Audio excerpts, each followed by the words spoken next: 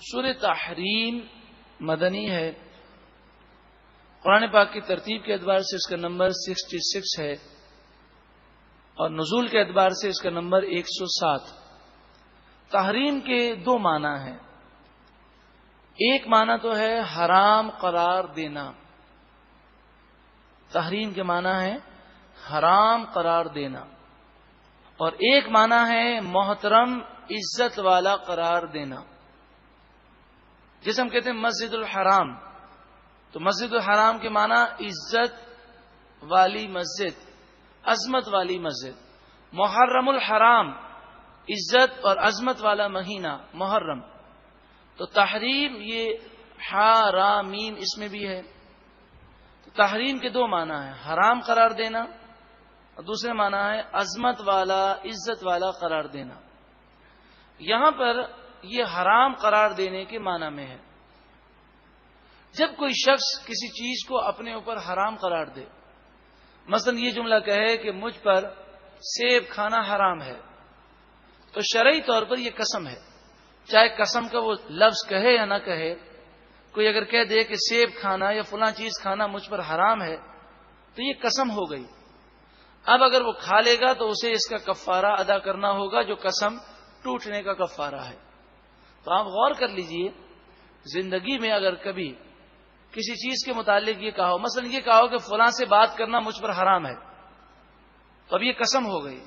اگر اس سے بات کی تو اب قسم ٹوٹنے کا کفارہ دینا ہوگا. تو زندگی میں آج تک جتنی دفعہ یہ کہا ہو اور پھر وہ بات پر آپ نے عمل نہ کیا ہو، وہ قسم ٹوٹ گئی ہو، تو پھر اس کا کفارہ دینا ہوگا. قسم کا کفارہ آسان ترین یہ ہے کہ صدقہ فطر کی رقم 40 روپے 45 روپے جو بھی رقم بنتی ہے 2 کلو اور 50 گرام آٹے کی، اس رقم کو 10 ایسے غریبوں میں تقسیم کریں، یعنی 40 روپے 400 روپے لے لیں اور 10 غریبوں میں 40 اس طرح تقسیم کریں کہ وہ غریب زکوٰۃ لینے کے مستحق ہوں. غریب کا زکوٰۃ لینے کا مستحق ہونا ضروری ہے. ایک آدمی کو 400 روپے دے دیں گے تو قسم کا کفارہ ادا نہیں ہوگا. 10 غریبوں کو 40 روپے دینے ہیں. یا پھر یوں ہو سکتا ہے کہ ایک ہی غریب کو روزانہ 10 دن تک 40 روپے دیں، اور ایک دن میں دینا چاہیں تو 10 غریبوں کو 40 روپے دیں. اور اگر اس کی طاقت نہیں اور دیگر جو قسم کے کفارے بیان ہوئے اس کی طاقت نہیں، یعنی غلام آزاد کرنے کی بھی طاقت نہیں، غریبوں کو 10 جوڑیاں دینے کی بھی طاقت نہیں کہ کپڑے کی جوڑی دے، یا صبح و شام کا کھانا کھلانے کی طاقت نہیں، تو پھر اس کے لیے یہ حکم ہے کہ وہ ہر قسم کے توڑنے پر 3 دن مسلسل روزے رکھے. اس میں گیپ نہیں ہونا چاہیے، ورنہ پھر دوبارہ روزے رکھنے ہوں گے. 3 دن مسلسل روزے رکھنا یہ قسم کا کفارہ ہے، لیکن اس کے لیے ہے جو یہ کام کرنے کی طاقت نہ رکھتا ہو. تو 40-45 روپے 10 غریبوں میں تقسیم کرنے کی، یعنی 400 یا 450 روپے لے کر 10 میں تقسیم کر دیا جائے. یہ تو ہم اکثر لوگوں کو دیکھتے ہیں وہ طاقت رکھتے ہیں، تو لہٰذا ان کے لیے روزے کا کفارہ نہیں ہے. ان کے لیے یہی ہے کہ وہ پہلے یہ کام کریں اور اسی سے قسم کا کفارہ ہوگا.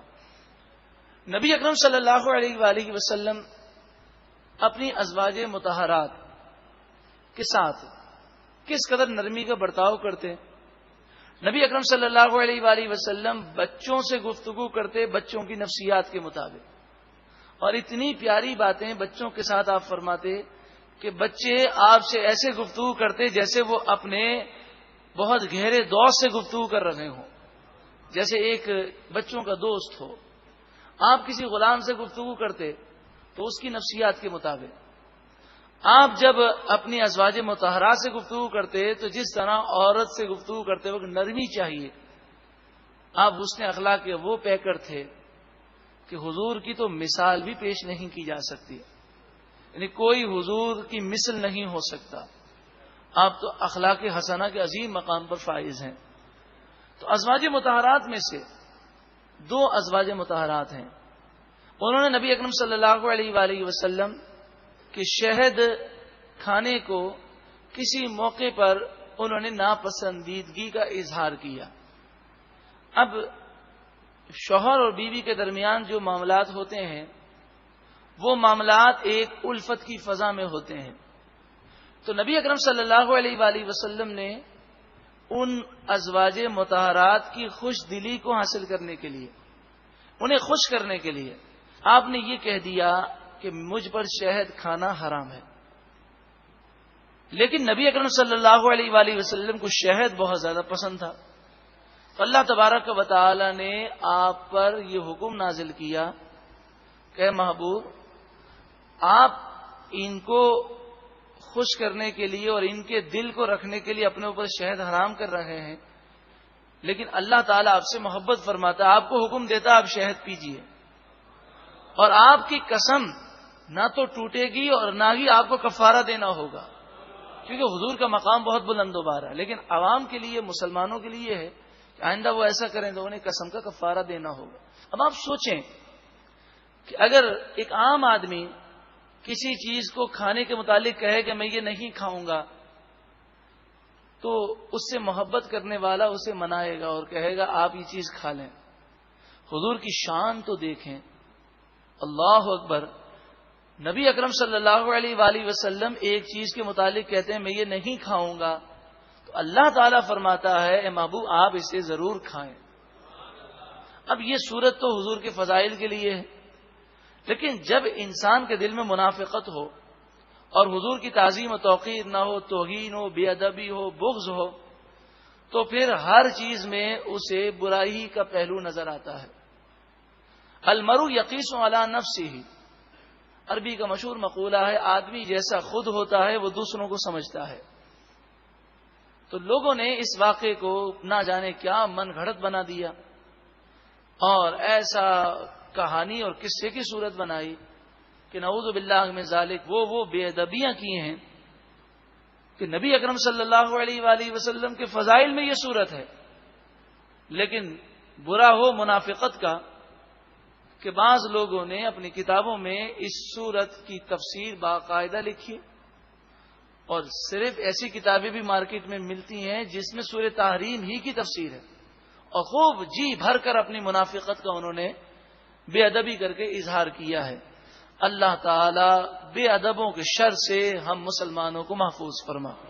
پھر ایک بات آپ یہ سمجھ لیں کہ اللہ خالق ہے، وہ مالک ہے، وہ اپنے محبوب کو جو فرمانا چاہے وہ اس کی مرضی ہے، اور اس کے محبوب جو عاجزی کریں وہ ان کی عاجزی ہے۔ ہمیں یہ اختیار نہیں کہ ہم کوئی بے ادبی کا جملہ کہیں۔ بسم اللہ الرحمن الرحیم، اللہ کے نام سے شروع جو بہت زیادہ مہربان نہایت رحم کرنے والا۔ یا ایھا النبی، اے نبی صلی اللہ علیہ وسلم، لم تحرم ما احل اللہ لک، اللہ نے جو چیز آپ کے لیے حلال کی ہے آپ نے اسے کیوں اپنے اوپر حرام کر لیا؟ انداز دیکھیں کتنا پیارا ہے۔ اے محبوب آپ نے حرام کیوں کر لیا؟ آپ اس تصور کو ذہن میں لائیں کہ کوئی شخص کہے کہ میں فلاں چیز نہیں کھاؤں گا، تو اس سے محبت کرنے والا اسے کہے آپ کھا لیجئے، تو انسان کو انسان کہتا ہے، لیکن حضور کا مقام یہ ہے کہ ان کا رب خالق کائنات ان سے فرماتا ہے۔ پھر وجہ بھی بیان کیا کہ آپ بڑے کریم ہیں، لوگوں کے دل کو خوش کرنا چاہتے ہیں، تو آپ دنیا کے لوگوں کے دل کو خوش کرتے ہیں، تو آپ کے گھر میں جو خواتین ہیں ان کی خوش دلی کے لیے یہ آپ نے کام کیا۔ تبتغی مرضات ازواجک، آپ اپنی ازواج مطہرات کی خوش دلی کو حاصل کرنے کے لیے آپ نے ایسا کیا۔ ازواج مطہرات کی وجہ سے آپ مشقت میں پڑے، لیکن نبی اکرم صلی اللہ علیہ وآلہ وسلم کی ازواج مطہرات کا کوئی قصور نہیں ہے، یہ تو شوہر اور بیوی کے معاملات ہیں، مگر نبی کا مقام تو بہت بلند و بالا ہے کہ یہ معاملہ نبی کے ساتھ ہوا، لیکن اللہ نے کرم کیا اور حضور کے صدقے میں ازواج مطہرات پر کوئی غضب نازل نہیں ہوا۔ واللہ غفور الرحیم، اور اللہ بخشنے والا مہربان ہے۔ اس بات کو سمجھیے گا کہ میاں بیوی کے جو تعلقات ہیں اس میں جو خوش دلی کے پہلو ہیں اور جو انداز ہے وہ نرمی کا انداز ہے، تو نبی اکرم صلی اللہ علیہ وآلہ وسلم نبی کی حیثیت سے معاملہ نہ فرماتے، بلکہ ایک اچھا شوہر بن کے دکھایا آپ نے کہ شوہر اپنی ازواج سے کیسا سلوک کرے۔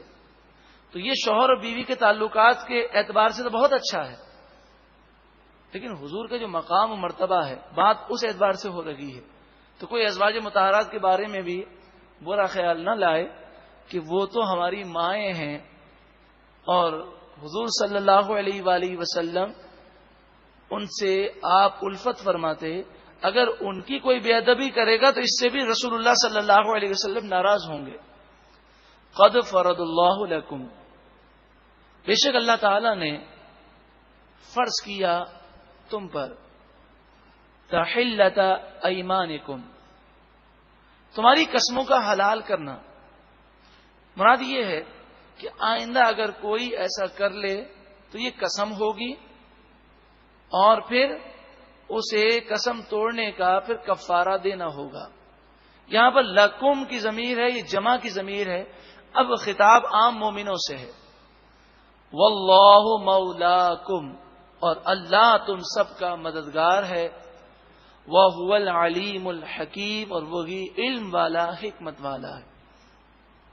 وَإِذْ، اور جب أَسَرَّ النَّبِيُّ إِلَى بَعْضِ أَزْوَاجِهِ حَدِيثًا، جب نبی اکرم صلی اللہ علیہ وآلہ وسلم نے اپنی کسی زوجہ محترمہ کو، ازواج مطہرات میں سے کسی زوجہ کو ایک بات راز میں بتائی، چپکے سے بتائی، فلما نبأت به، پھر جب انہوں نے یہ خبر دوسری خاتون کو دے دی، وَأَظْهَرَهُ اللَّهُ عَلَيْهِ، اور اللہ تعالی نے وہ بات حضور پر ظاہر فرمائی، عَرَّفَ بَعْدَهُ، اور اس بات کا ایک حصہ حضور نے انہیں پہچان کرایا، وَأَعْرَضَ عَنْ بَعْدٍ، اور اس بات کا دوسرا حصہ اس سے حضور نے اعراض کیا۔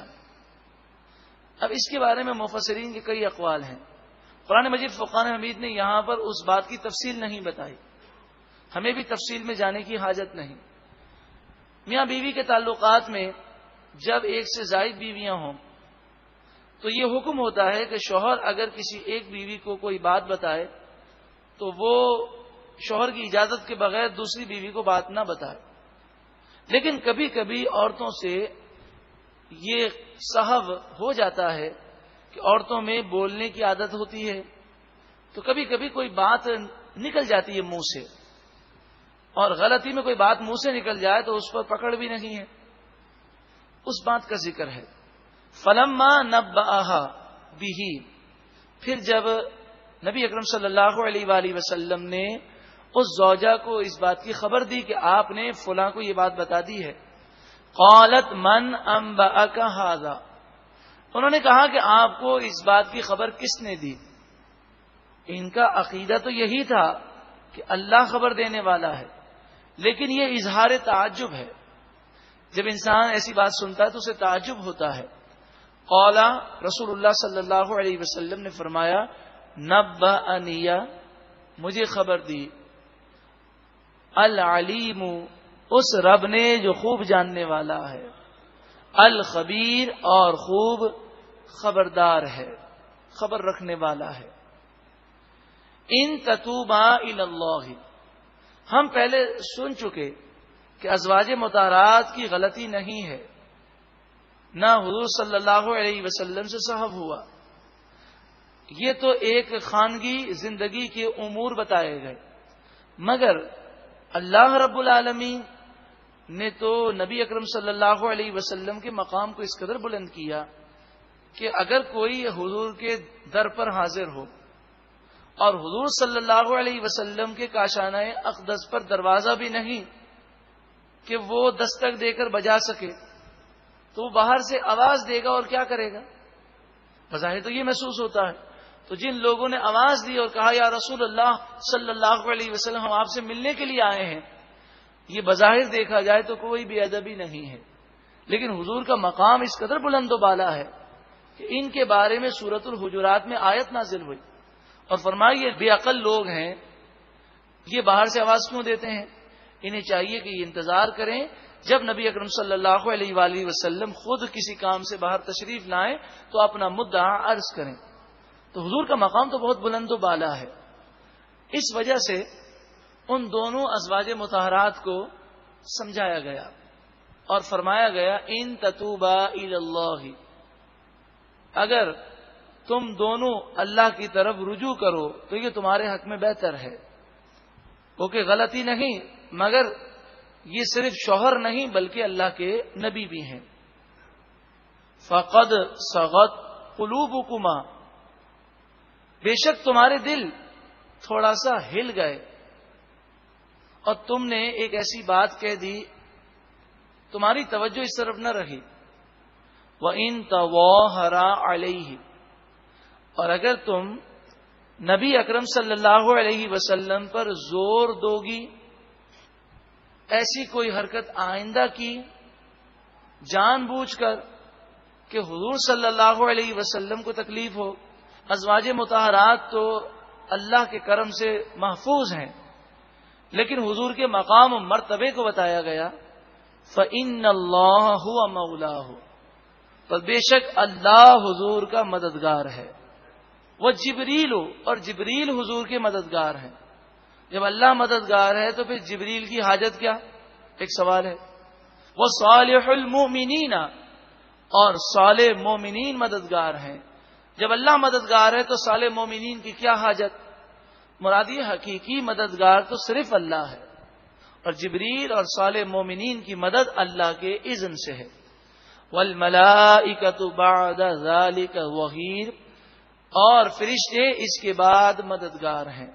عسى ربہ ان طلقکن، قریب ہے کہ ان کا رب یعنی محبوب کریم صلی اللہ علیہ وآلہ وسلم کا رب حضور کو تم سے بہتر بیویاں دے دے۔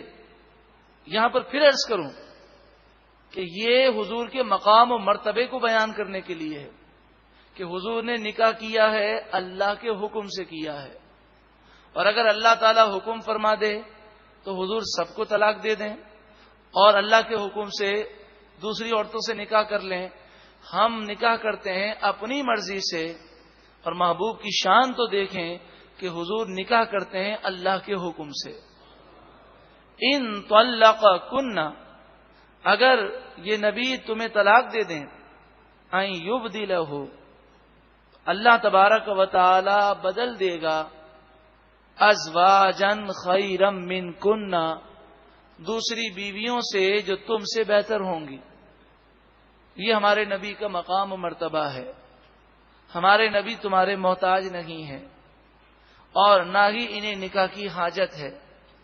یہ تو نکاح کرنا تبلیغ دین کے لیے ہے، یہ تو نکاح کرنا ان خواتین کی تربیت کے لیے ہے کہ یہ مبلغات، یہ خواتین حضور صلی اللہ علیہ وآلہ وسلم کے پردہ فرمانے کے بعد مختلف علاقوں سے آنے والی خواتین کی تربیت کریں جس طرح حضور نے ان کی تربیت فرمائی۔ المرء یقیس علی نفسہ، عربی کا مقولہ انسان جیسا خود ہوتا ہے دوسروں کو بھی سمجھتا ہے۔ حضور کا مقام تو بہت بلند و بالا ہے۔ اگر حضور طلاق دے دیں تو اللہ تعالی ان قریب حضور کے لیے دوسری بیویاں عطا فرمائے گا جو تم سے بہتر ہوں گی۔ مسلمات، مسلمان ہوں گی، مؤمنات، مومن ہوں گی، قانتات، فرما بردار ہوں گی، تائبات، توبہ کرنے والی ہوں گی، رجوع کرنے والی ہوں گی، عابدات، عبادت گزار ہوں گی، سائحات، روزے دار ہوں گی، سیبات، طلاق شدہ یا بیوہ ہوں گی۔ سیبات کے معنی ہوتے شادی شدہ۔ وَأَبْكَارًا، اور کنواریاں ہوں گی۔ لیکن ازواج مطہرات نے ان آیتوں کے نازل ہونے کے بعد جو حضور اقدس صلی اللہ علیہ وسلم سے محبت کا اظہار کیا، کہ اللہ تبارک و تعالی نے سورہ احزاب میں اس بات کا ذکر کیا کہ محبوب اب آپ انہیں طلاق مت دیجیے گا کہ یہ اللہ کی رضا پا گئیں، انہوں نے حضور صلی اللہ علیہ وسلم کی وہ خدمت کی اور وہ اطاعت کی کہ اللہ تبارک و تعالی ان ازواج مطہرات سے راضی ہو گیا۔ خیر یہ تو ازواج مطہرات اور نبی اکرم صلی اللہ علیہ وآلہ وسلم کی شان اور مرتبہ ہے۔ ایک مسلمان خاتون کو سوچنا چاہیے کہ کیا وہ اپنے شوہر کی رضامندی کے لیے کوشش کرتی ہے؟ کیا اسے اس بات کی فکر ہے کہ میں اپنے شوہر کو اللہ کی خاطر راضی رکھوں شریعت کے دائرے میں رہ کر، یا صرف خود غرضی ہے کہ جب تک شوہر کما کر لائے تو شوہر جیسا کوئی اچھا شوہر نہیں، اور اگر حالات برے ہوں تو اس کے جیسا کوئی برا نہیں۔ اگر خود غرضی کی کیفیات ہیں تو ایسی خاتون کو اللہ کے غضب سے ڈرنا چاہیے کہ نبی اکرم صلی اللہ علیہ وسلم نے ایسی عورتوں کے متعلق فرمایا کہ جس کا شوہر ناراض ہے تو چاہے وہ نمازی ہو، چاہے روزے دار ہو، چاہے روزے کی حالت میں مرے وہ جہنم میں جائے گی۔ جس کا شوہر ناراض ہو، روزے کی حالت میں انتقال کرے تب بھی جہنم میں جائے گی۔ لیکن یہاں یہ مسئلہ سمجھ لیں کہ شوہر ناراض ہو کسی شرعی وجہ سے، جو شوہر کا وہ دار اختیار ہے، اب شوہر کے نماز مت پڑھو، شوہر کے پردہ مت کرو، تو یہ تو شوہر کی غلطی ہے۔ ایسے موقع پر عورت کے لیے لازمی نہیں کہ شوہر کی بات مانے، بلکہ ماننی بھی نہیں چاہیے۔ ہاں جس امور میں شوہر کی فرما برداری ضروری ہے وہ ناراض کرے تو فرمایا اس کی نہ نماز قبول ہوتی ہے نہ اس کا روزہ قبول ہوتا ہے۔ یا ایھا الذین آمنوا، اے ایمان والو، قوا انفسکم، تم اپنے آپ کو بچاؤ، واہلیکم نارا، اور اپنے گھر والوں کو بچاؤ جہنم کی آگ سے۔ صرف خود ہی نیک بن جاؤ یہ کافی نہیں، بلکہ اپنے گھر والوں کو بھی نیک بنانے کی کوشش کرو۔ وقودھا الناس والحجارہ، اس آگ سے بچو کہ جس کا ایندھن انسان اور پتھر ہیں۔ علیہا ملائکۃ، اس جہنم پر وہ فرشتے مقرر ہیں، غلاظ شداد، کہ جو بہت سخت طاقتور ہیں، لا یعصون اللہ ما امرہم، وہ اللہ کے حکم کی نافرمانی نہیں کرتے۔ جب انسان کسی کو مارتا ہے تو اس کی چیخ و پکار سن کر مارنے والا کسی قاتل کو، کسی مجرم کو بھی سپاہی مارے تو مارتے مارتے اسے تھوڑی دیر کے لیے رحم آ جاتا ہے کہ ٹھیک ہے مجرم ہے، مگر اس کو سزا دیتے وقت اس کا دل لرز جاتا ہے۔ لیکن جہنم میں جو گناہگار ہوں گے، کافر ہوں گے، فرشتے انہیں ماریں گے اور ان کی چیخ و پکار کی وہ کوئی پرواہ نہیں کریں گے۔ وَيَفْعَلُونَ مَا يُؤْمَرُونَ، اور وہ فرشتے وہی کرتے ہیں جس کا اللہ رب العالمین انہیں حکم دیتا ہے، جو انہیں حکم دیا جاتا ہے یہ وہی کرتے ہیں۔ یا ایھا الذین کفروا، اے کافروں، لا تعتذروا، ان کافروں سے جہنم میں کہا جائے گا، لا تعتذروا اليوم، آج کے دن بہانے مت بناؤ اور یہ مت کہو کہ یہ ہو گیا وہ ہو گیا، آج تمہیں تمہارے اعمال کی سزا ملے گی۔ انما تجزون ما کنتم تعملون، تمہیں وہی سزا دی جائے گی جو تم کام کیا کرتے تھے۔